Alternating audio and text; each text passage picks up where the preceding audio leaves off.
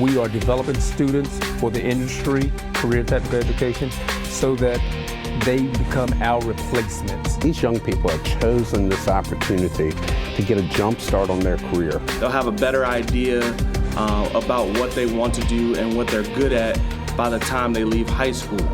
There's some great opportunities for these students that are coming out of the career and technical programs from Henrico County.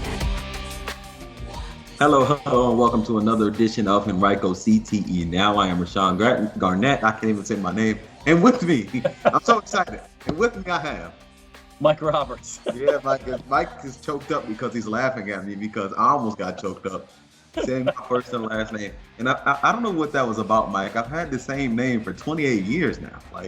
Yeah, well, you think I would know it.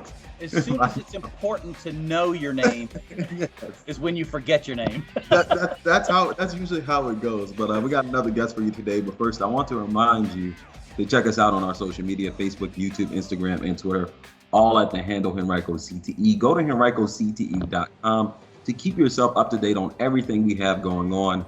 As of this recording, we have another Life Ready Expo going on February 9th. This one is focused on careers in the health field. So go visit, again, henricocte.com. Click the article in the top of the page. Mike made it real big for you guys, so you cannot miss it. Yep. Right at the top. And it will give you a link that will be good for, it will be tonight as of the airing of this show, this recording for the Life Ready Expo on February 9th at 6 o'clock p.m. And come talk to professionals in the health field. We got some awesome guests coming, some from Locke Taylor's Veterinary Hospital. We have actually, Mike, we had one of Samuel Habib, who is now a veterinarian over there. Yep. In the show, and they've also hired a couple of our other students as well. So come talk to them, come talk to some other guests like Henrico County St. Mary's Hospital, Life Care Medical Transport. Just a few names that came to my mind as I was reading the list of guests that are going to be there. Again, that's the Life Ready Expo, February 9th, 6 o'clock p.m. Go to henricocte.com, click the big link, and go get informed about something that you possibly could have a career in once you leave high school, or be on track to have a career in once you leave high school. Mike, tell them where they can find the podcast. You can find the podcast on all of your major and most of your minor podcast venues, such as Spotify, Apple, Google, and such. Please do whatever you need to do to subscribe so that you are able to get notified whenever we have a new one. We do one every other week, 2 a month. We've got an international audience, so add your name to the list. Add your name to the list. As one of our fans. Yeah, one of our fans, one of our friends, and we want you guys to be informed about what's going on out there, parents and students and businesses, everything in between about the wonderful world of CTE. All right, guys, for your guest today, via Microsoft Teams, and that seems to be a common theme here lately with everything going on here in the world. And our guest is currently working with Clearway Energy as a HR operations coordinator. Clearway Energy is a North American energy business that focuses on clean energy. And he is also one of our former High Tech Academy students. Welcome to Henrico CTE now, Mr. Trevor Norton. How are you doing? You. Good morning. Good. How are you guys? We're doing all right. It's morning over there with Trevor. Trevor, where are you at? You're all the way over there. Where? I'm in Phoenix, Arizona. Trevor went from Virginia to Phoenix, Arizona. We'll get into the story of how that actually happened. So take us down your career path, Trevor. How did you end up at Clearway Energy? And mention, of course, High Tech Academy. How'd that play a role? So I am a 2017 graduate of Henrico County. So I did high tech during my sophomore and junior year, which left me for a super easy senior year, which was great. And so upon graduation, I went on a whim and I applied to Arizona State out here in Tempe, Arizona. And then came out to Arizona State fall of 2017 and started my undergraduate in the business school. I actually started my studies in computer information systems.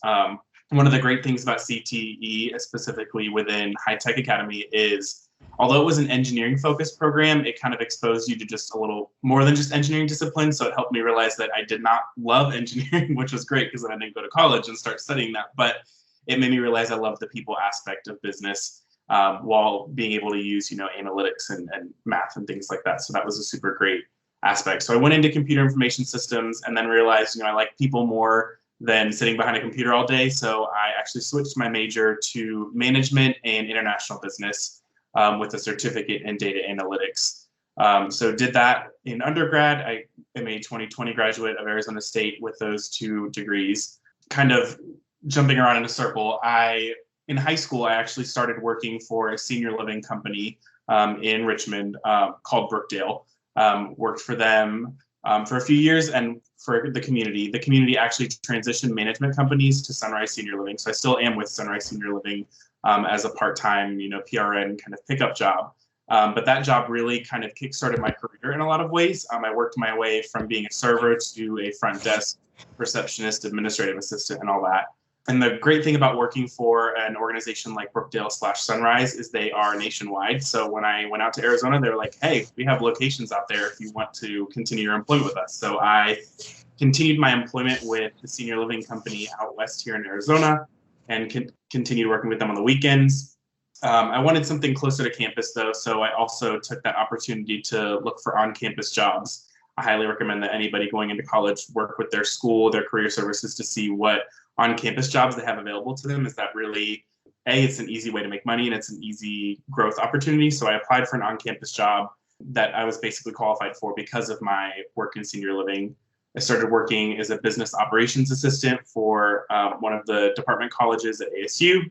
Then come junior year, I was looking for internships and saw an internship with Clearway. So I threw out an application and jumped into there and was qualified for that internship based off of my student worker experience from ASU. So it was kind of the tier of the high school job built to the freshman year college job that built to the internship that then turned into a full-time job. And so I joined Clearway as an intern at the end of 2018 and have been with them as an intern and then became a full-time employee in 2020 and then graduated and I'm still here. All right, awesome story right there. Thanks for sharing, Trevor. And Mike, that's one of the things we hear. Two themes I want to point out there. The fact that Trevor tried High Tech Academy and found out engineering was not for him, but also the fact that an internship also led to a huge opportunity down the road, Mike. And that's one thing we often say is CTE, A Center. It always gives you an opportunity to kind of try it before you buy it, so to speak. Yeah, and he even had the experience of, even though he tried engineering in high school, he still went to college and found out that, computers wasn't the direction he wanted to go either, and then ended up in where he is now with Clearway. So, and the great thing about High Tech Academy, specifically with that program, is it still set me up for greater success in college. I mean, the program geared me up for greater success. It helped me develop my study habits, and it helped me, get ahead in terms of credits with business school. And honestly, it kind of set me ahead in some business school aspects because a lot of business school students have never will take an engineering class and they don't even have that background. So it kind of helps distinguish me in certain aspects of my resume and just my background in a lot of ways. And then the credits that you get alone from High Tech Academy just set me ahead. That allowed me to have a double major in college and graduate with 2 degrees early, which not many people can do. So without the setup and the kickstart from High Tech, I definitely would not have been able to be in the position that I am today. A lot of people don't understand about High Tech Academy is it offers 28 credits towards VCU's engineering program. And Trevor, I'm glad that those credits were able to help you out in some shape or form, even if you weren't going to go pursue an engineering career. But let's continue down the path of Trevor. High Tech Academy, man. How'd you find out about High Tech Academy? How'd you ultimately end up signing to take that course? Oh gosh, I think it was either some fair or some presentation where somebody from High Tech was presenting at Godwin, where I went to high school. Wearing green shirts. Yes, I remember that. Everybody remembers the green shirts. I would like to forget them. Now let me stop. Yeah.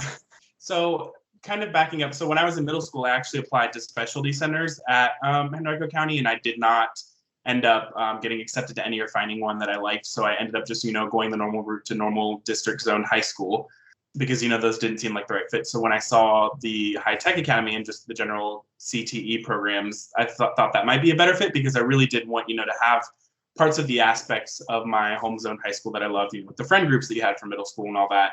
And I was really involved in choir and things like that. But also I wanted to have kind of that more specialized small group education that CTE provides. So when I saw that, I was like, oh, this really is the best of both worlds. So I when I had the career fair or whatever it was, where I met the people, filled out the application, talked with my school counselor about the program to learn more. And then I think I went to some informational session at Highland Springs and then applied and was luckily accepted and decided to just go for it. Another good thing about the A Centers, right, Mike, is that it allows you to stay at your home school. You mentioned keeping the same group of friends, but also Yes. it allows you to gain more friends, gain different friends, while Yep. still having your friends at home school. Exactly. It was great because because as a freshman, I was involved in choir in middle school and high school, and it allowed me to keep that group and that extracurricular that I really enjoyed. But also, to your point, meet new people. I mean, I had a great group of friends that I still keep in touch with here and there, that from Glen Allen and from Henrico and a bunch of other schools, Deep Run, that I unfortunately will admit, even though we're rivals and all that. But it was great to have like a smaller group that was from all around to meet that, and while still maintaining the homeschool. Well, the fact that it, plus the program that you were taking was a college level course. How much did that play into your decision? Is that, was this about getting your feet wet into college, or it was specifically going, well, whether this was a college level course or not, this is what I want to do? Yeah, I mean, I think it's a little bit of everything. I mean, you certainly always want to get ahead. I mean, AP classes get you ahead to some degree, but one, you're basically riding on the AP exam score to see what kind of credits you get, whereas these credits are full university credits that transfer. The other thing is it gives you way more credits than you would have ever gotten with an AP. I mean, I enjoy math and science, but I'm not great at them. I mean, I can get by, but I would not prefer to do them all day. And with the credits that I'd gotten from high tech, I was able to only take one math class in undergrad and then no science classes. Like, I haven't taken a science class since high tech, just because that's how far ahead it got me in terms of a curriculum outside of an engineering program. Oh, wow.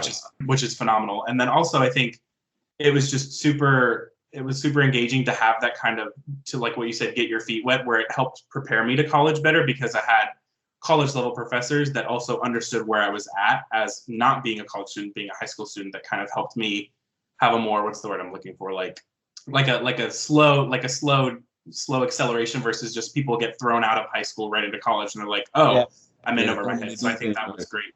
And then the benefit of, especially because, freshman level classes at especially larger universities, they can be 400 people in a big lecture hall. And that allowed me to get my first college level experiences to be in the small group setting, to really get feedback and advice on my work from what I needed to be up to that. Whereas some people roll up to their first freshman science or math lecture and 400 people, and it's hard to walk down and ask the professor a question, where I was really great.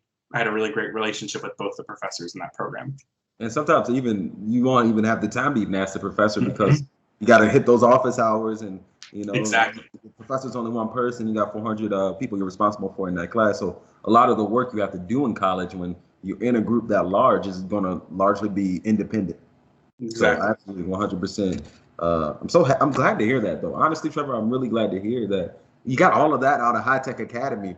And again, back on the topic of the A Centers, a lot of the decision that's being made to actually attend an A Center, of course, it's the student's decision, but also I'm sure the parents play a role in it as well. So how much of a role did your parents or your guardians play in your decision to go to the A Center? Oh, I think they played a huge role for a variety of reasons. I mean, one, I always try and keep my parents engaged, because they have the adult perspective that I didn't have, especially at that age, that always provides good insight. But I think when, looking at the specialty centers at the end of middle school, they were like, these could work, but they might not be the best fit, just given they knew like a comprehensive overview of what I wanted out of high school with like extracurriculars and all that. But also, I guess they're both VCU alum for their grad degree, so they were both like, oh, VCU, like totally, because they knew I didn't want to stay in Richmond for school, so they're like, oh, we can get him to be great in some ways, but not have him stay in Richmond.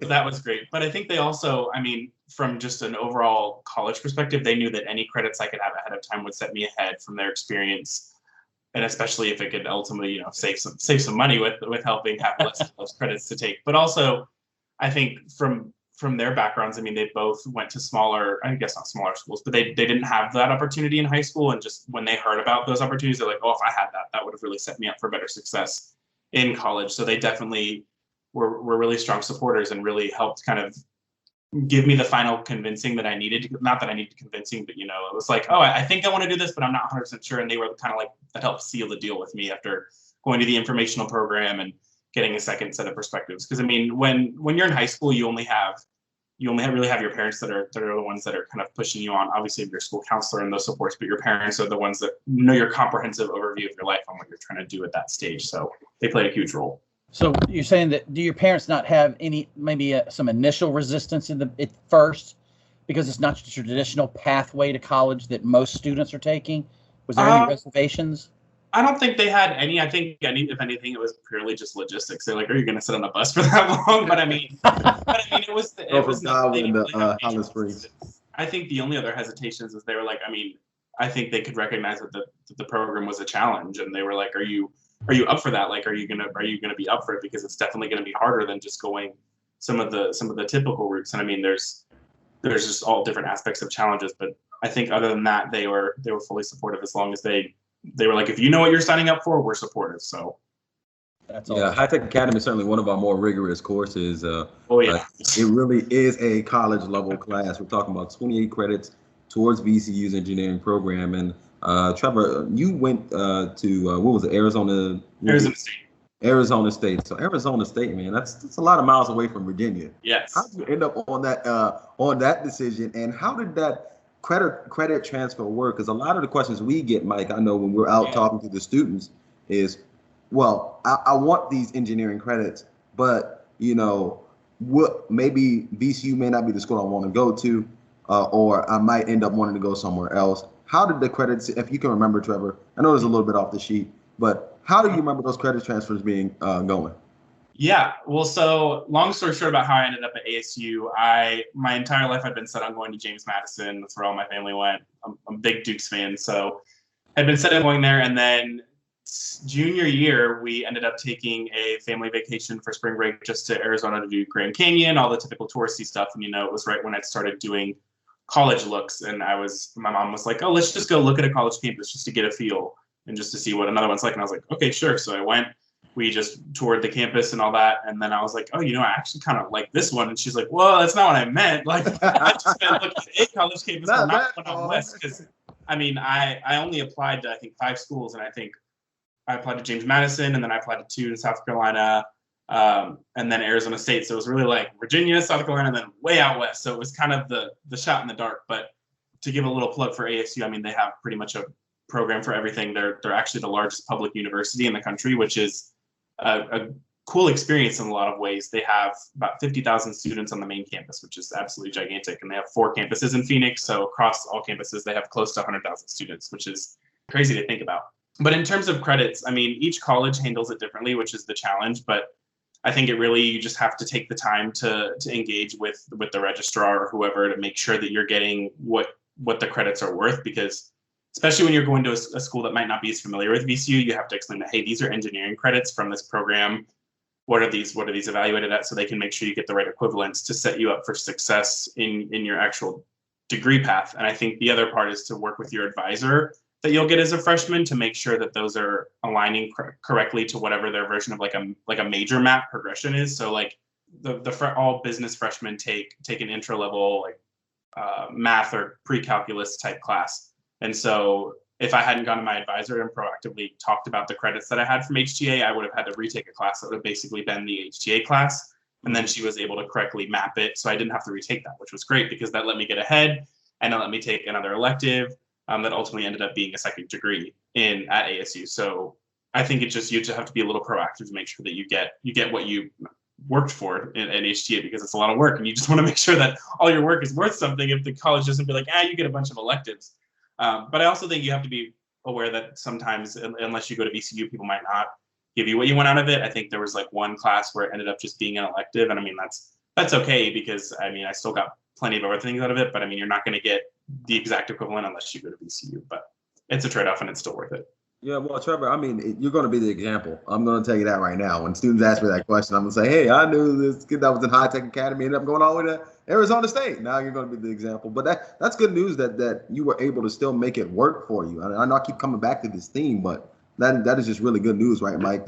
That's something, a question we get a lot of the time. A lot of the students, they love VCU. They love the Richmond area. But from the small majority of students who want to go out of state, it's good to know that someone went all the way to Arizona from where they are, from where they may be sitting in today as they're listening to this podcast, and we're able to find some success, right, Mike?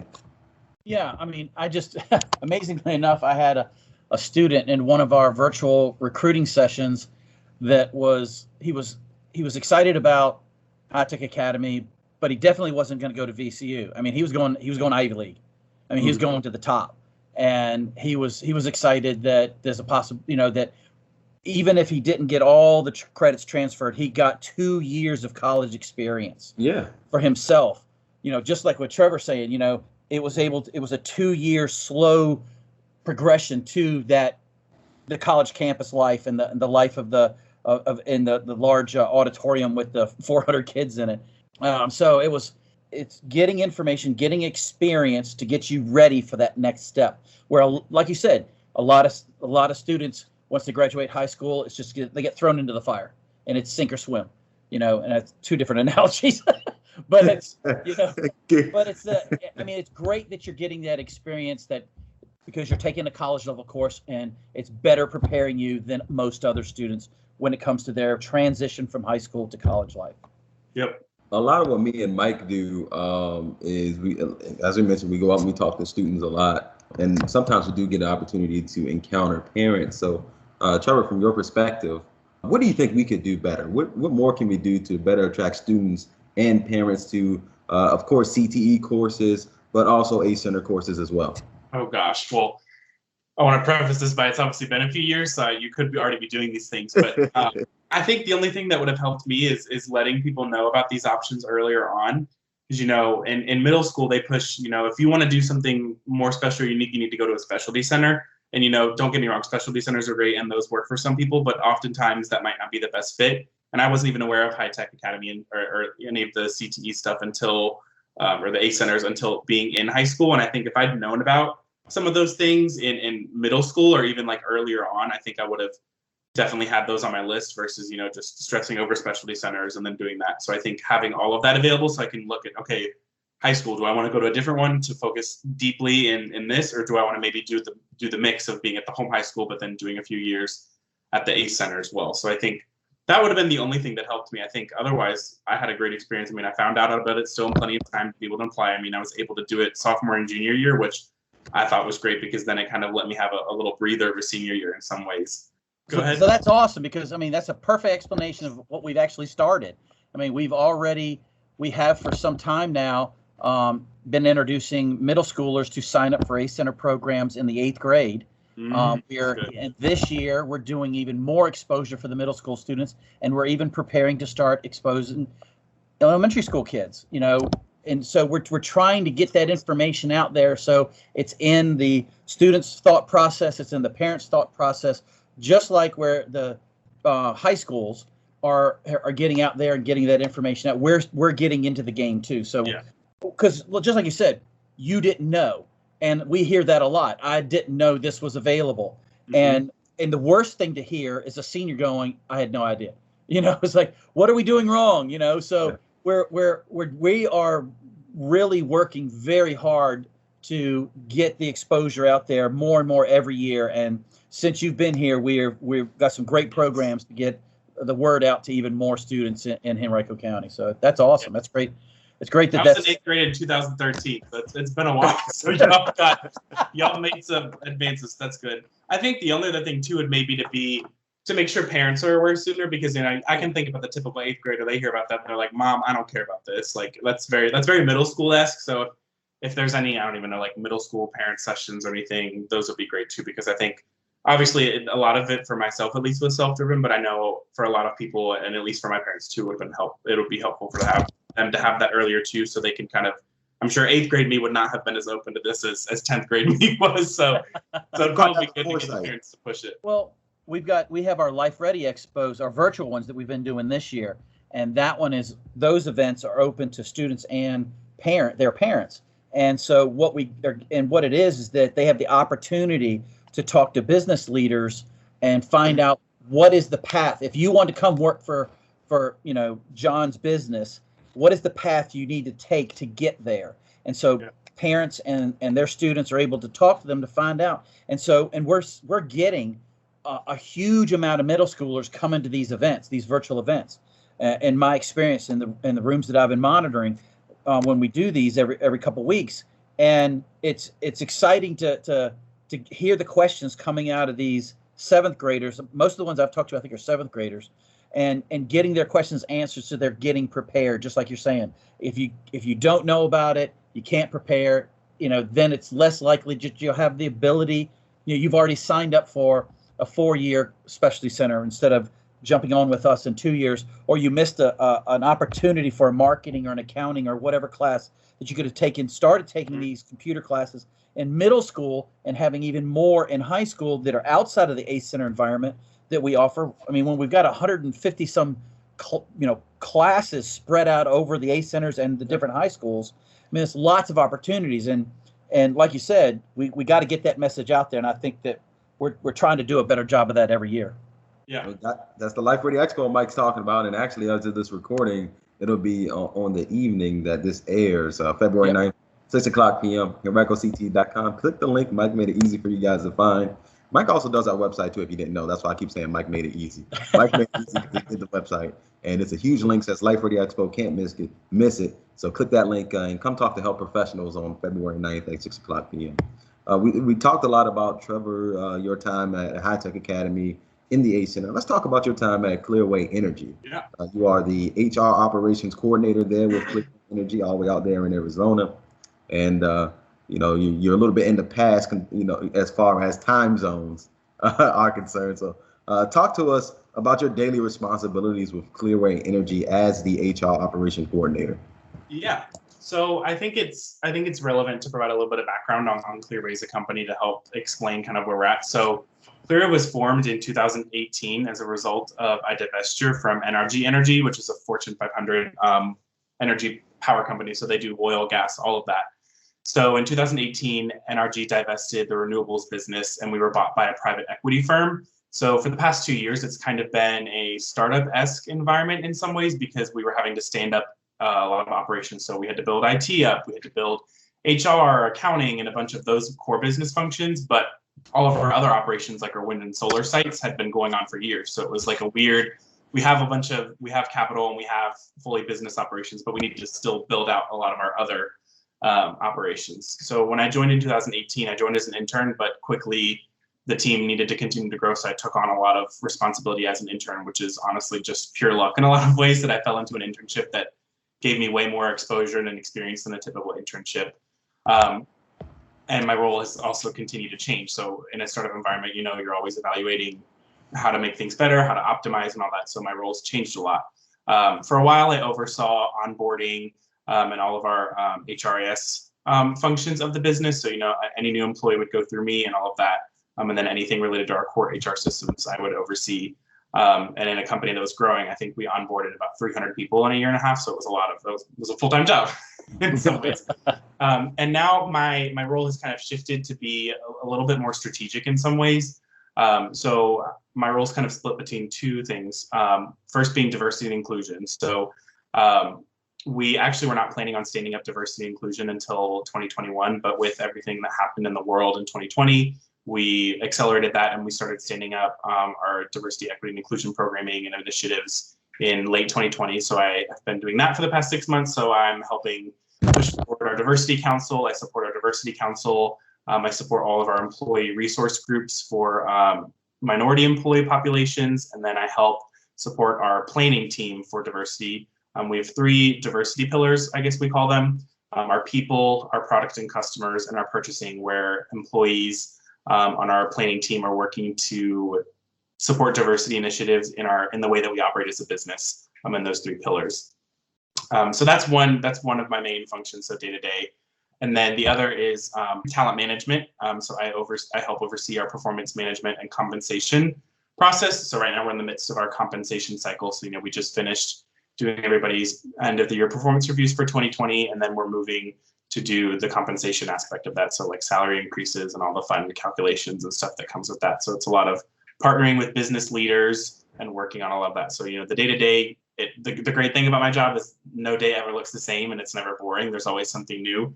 But it's a lot of partnering with business leaders, partnering with other members of my team to help overall just meet the strategic objectives of the business through developing and growing and retaining talent, and then optimizing and making all of our processes more efficient to streamline any of our HR and business operations. Sounds like a lot of working with people, which is something you mentioned that you found out Yes. down on your road, your career path is something that you ended up wanting to do. So let's talk about Clearway in itself. Clearway Energy, what type of services do they offer?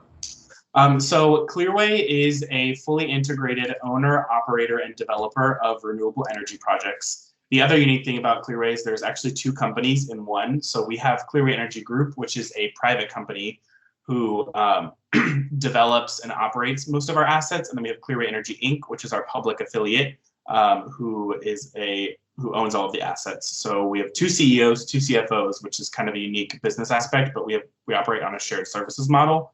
So myself being in human resources, I support both companies.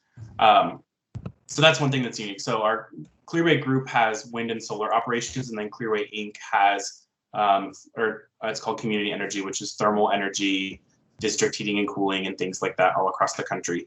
But under the Clearway Group umbrella, we have about 7.5 gigawatts of renewable and conventional energy generation across the country. We have a nationwide pipeline of projects for the future. So Clearway does it all. So we start from originating the contracts for people, wholesale customers, to buy the energy from us. We will develop and build the projects with our construction teams, and then we phase them into operations. So we have our technicians that are operating our solar and wind sites on a daily basis, and everything in between.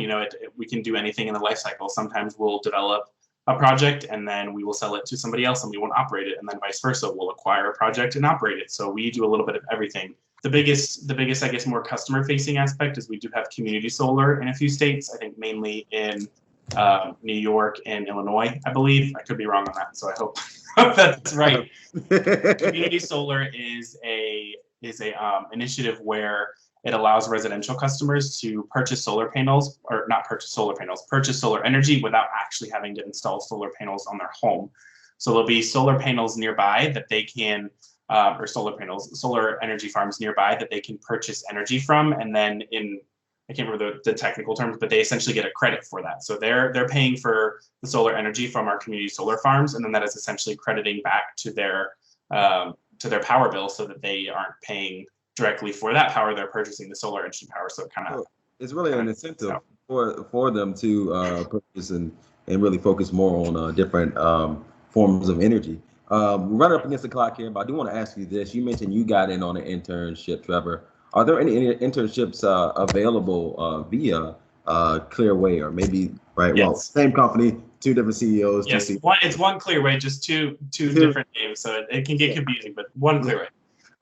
We do have internship opportunities available at random times throughout the year. We don't have like a formal internship schedule, but if there's an internship available, it will be posted on our careers page. Check out our website, clearwayenergygroup.com.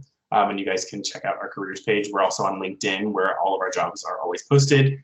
But we have internships available at a decent bit throughout the year. Like I believe right now we're currently recruiting for a business development intern. And so if anybody's interested in getting into renewable energy and they're in their undergrad or grad level, we do have interns for both levels in their college journey. So they're definitely able to apply. But I think it's a great pathway to get into renewable energy. I think internships is a great way to get in, because a lot of people, myself included, are passionate about renewable energy, and they love the field, but it's hard because if you're not specifically studying like renewable energy policy or something like that, it's like, okay, how do I get into that? And I think an internship is a great way to jump into it, because you're able to use your skills that you're studying in undergrad or whatever your major is, or your professional experience, and then apply them directly to a business that you're passionate about. So like I'm not out on a solar farm, working on solar panels, but I'm passionate about renewable energy, and I get to use my business skills to help support that and support the mission. And it just makes the work all more rewarding. So if anybody's interested in internships, definitely feel free to look on our website and apply. And there's always some popping up on the website.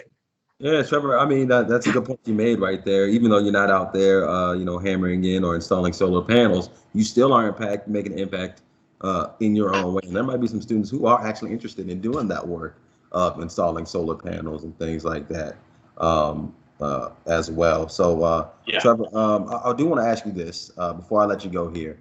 And mention you're from Virginia. What is some advice that you give a student who may be considering out-of-state employment or even out-of-state schooling? Oh gosh, advice there. I mean, there's so many things you could say. I mean, I think if anybody's considering it, I would definitely say it's worth it. I mean, I knew of one person when I came out to Arizona, so I basically had a fresh start in a lot of ways. I think it takes guts in some ways because it's hard at times. I mean, you're going to a place, it's not like you can even go home on the weekends or even in the evenings. Like when I came out for my first semester, I didn't go home until December. So it was a full month. Like it was my first time having Thanksgiving away from home and things like that. So I think you have to be prepared to have challenging times. Like it's never easy. I mean, so you see in movies or whatever, the glorious, like, oh, I'm going away to college and away from parents and it's going to be so great. But it's hard at a lot of times, to be away from home and to be away from friends and all of that. So I think people just need to, what's the word I'm looking for, to be able to persevere through the challenging times, but it's totally worth it. And I think you just also have to be willing to reach out and to meet new people. I mean, it sounds weird, but everybody's in the same situation when you're a freshman in college, especially if you're moving out as a freshman, because everybody's new there. I mean, even if there's locals, like you're all freshmen in college, you're all going to make friends. And then if you're moving as a professional, I think that's also even easier sometimes because it's easy to network in a company. But I think it's totally worth it to move out. I mean, until I came out west, I hadn't even been to Arizona. I hadn't been to California until I came out here. So I think it was a great experience. It has been a great experience for me to come out west and see new places and meet new people, and then also still have all my connections back in Richmond. So I think it's a great experience, and I would highly recommend it to anybody. But it's not for the people who just want to go home on the weekends and be with their home friends. But I think it really does help people grow. I think it's a great way to grow and to challenge yourself. And I know I wouldn't be the just general like soft skills professional that I have, like in terms of perseverance or just communication or anything like that. I think moving away and being a lot more independent really helps grow those skills. So highly recommend it. Highly recommend it. Well, Trevor, thank you so much for taking some of your time out. I know it was a little bit of an earlier start for you than it was for us. Mike, I think a lot of students and parents too, when they hear Trevor's story, will stand to be inspired. That's the word I want to use. I hope so. I hope so, because I mean we've had a lot of success stories here recently through the podcast, and it's great to just continue to just hear these great stories, and I hope people are really excited about what they're hearing. Yeah, and we could say it till our faces turn blue, right? Our courses get you ready for life. You know what I mean? It prepares you for the real world.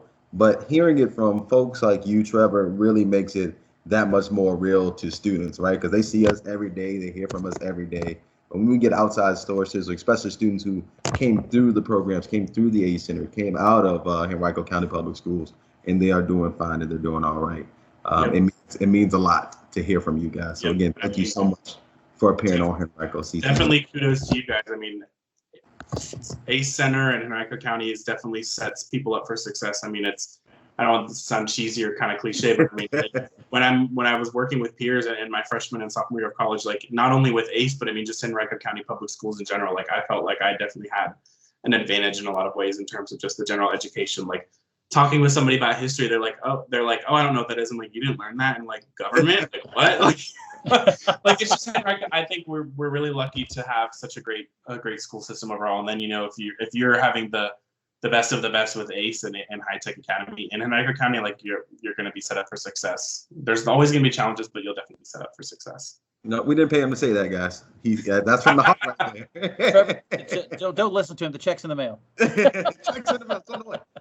I won't say no to that. But thank you so much, Trevor. Let me go ahead and bring the show to a close, guys. I want to remind you, check us out on our social media, Facebook, YouTube, Instagram, and Twitter, all at the handle Henrico CTE. Also, check out the website, henricocte.com. There you'll find a link to our Life Ready Expo. Like at the time of the airing of this episode of Henrico CTE now, this event will be happening the evening of its airing, right? So February 9th, 6 o'clock p.m., go to henricocte.com, click the link, join the Life Ready Expo, talk to professionals in the health field. If you're interested in medicine, maybe remotely, maybe, a little bit curious about the health field at all, come and talk. We have a wide variety of health professionals coming, appearing virtually. But this is a virtual event, appearing virtually for you to hop in and out of different rooms to talk to them. Mike, tell them where they can find the podcast. You can find our podcast on all of your major and most of your minor podcast venues. Click and subscribe. Click and subscribe, guys. Click and subscribe. Whatever you got to do to get a notification. We're dropping knowledge here twice twice a month here on Henrico CTE Now, about careers, bringing guests like Trevor on to talk to you about what they've experienced. So maybe you can learn something from it as well. All right, guys, that's it for us. For Trevor Norton, for Mike Roberts, I'm Rashawn Garnett. This has been Henrico CTE Now. Until next time, so long, everyone.